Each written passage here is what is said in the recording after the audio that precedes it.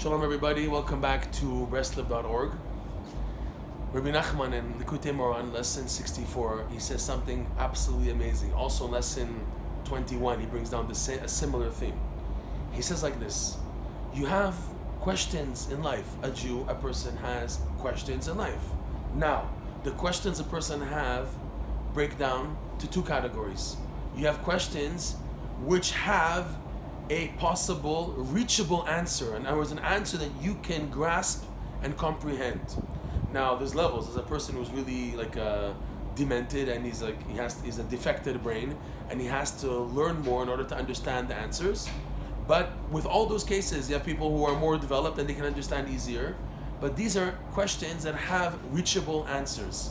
However, he teaches there are questions that are humanly impossible to resolve. As hard as you work, you will continue to have these questions.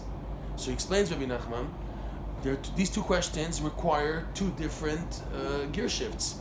The questions which can be answered, which are within human capacity, Jewish Torah capacity to reach and comprehend, it's your mitzvah to develop your brain as much as possible to understand the answers to these questions. However, the questions which are way beyond human capacity to answer, like the example given is the questions people have about free will. How could there be free will if Hashem knows the destiny of what's going to be from a person? It contradicts. There's free will, and yet Hashem knows what's going to be, so there's no free will, right?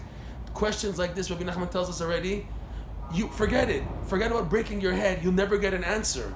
And to try to be, well, if there's no answer, so that must mean that it's not real. Only idiots talk like that.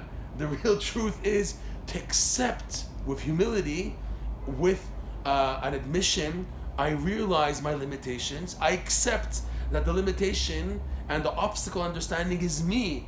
And not, well, if I can't figure it out, that must mean that it's not true. Because I have to understand everything. That's not the case. Rabbi Nachman says, you're not meant to understand everything in life. You have to know ahead of time, realize that there will be questions in life that you cannot resolve. So what to do? On those type of questions, a Jew must rely on emunah. Must rely on faith. The way of the world, the secular world, is they switch.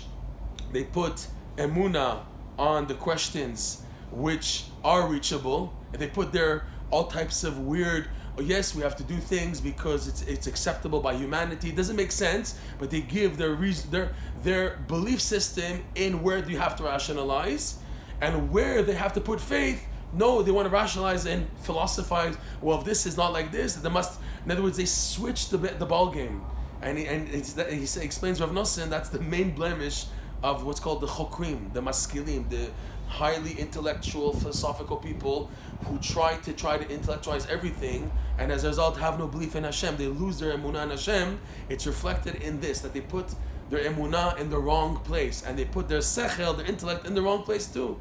What's needed of a Jew, and he says this is why we're called ivrim. The Jewish people are called ivrim.